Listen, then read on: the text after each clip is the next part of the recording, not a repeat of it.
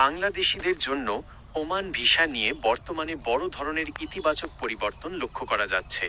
2026 সালের শুরুর দিকে ওমান সরকার এবং বাংলাদেশ সরকারের উচ্চপদস্থ কর্মকর্তাদের মধ্যে বৈঠকের পর বেশ কিছু গুরুত্বপূর্ণ তথ্য সামনে এসেছে। ভিসা চালুর সম্ভাব্য সময়। সবশেষ সংবাদ অনুযায়ী জানুয়ারি 2026-এর আপডেট, ওমানের শ্রমমন্ত্রী আশ্বাস দিয়েছেন যে বাংলাদেশিদের জন্য ওয়ার্ক ভিসা আগামী 2 মাসের মধ্যে অর্থাৎ 2026 সালের মার্চ-এপ্রিল নাগাদ পুনরায় চালু হওয়ার সম্ভাবনা রয়েছে। 2023 সাল থেকে অদক্ষ ও আধাদক্ষ কর্মীদের ওপর যে সাময়িক নিষেধাজ্ঞা ছিল তা তুলে নেওয়ার প্রক্রিয়া এখন শেষ পর্যায়ে। মূল কারণ ও শর্তাবলী। ওমান কেন এই ভিসা সাময়িকভাবে বন্ধ রেখেছিল এবং এখন কেন খুলছে তার কিছু কারণ নিচে দেওয়া হলো। অবৈধ কর্মীদের বৈধকরণ। ওমান সরকার গত কয়েক মাস ধরে সেখানে অবস্থানরত অবৈধ কর্মীদের কোনো জরিমানা ছাড়াই বৈধ হওয়ার সুযোগ দিয়েছিল। এই প্রক্রিয়াটি গুছিয়ে আনতেই নতুন ভিসা স্থগিত রাখা হয়েছিল। দক্ষ কর্মীদের অগ্রাধিকার।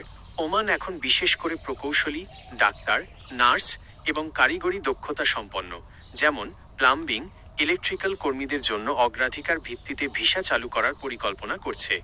Digital database. বাংলাদেশ সরকার এখন প্রযুক্তির মাধ্যমে কর্মীদের দক্ষতা যাচাই এবং প্রি ডিপারচার ট্রেনিং, যাওয়ার আগের প্রশিক্ষণ নিশ্চিত করছে, যা ওমান সরকারের আস্থা বাড়িয়েছে। আপনার জন্য প্রয়োজনীয় পরামর্শ। 1. দক্ষতা সনদ। আপনি যদি প্লাম্বিং বা এ ধরনের কোনো কারিগরি কাজে দক্ষ হন, তবে আপনার সার্টিফিকেটগুলো যাচাই করে আপডেট রাখুন, কারণ দক্ষ কর্মীদের ভিসা পাওয়ার সম্ভাবনা সবচেয়ে বেশি। 2. নিবন্ধন যাচাই।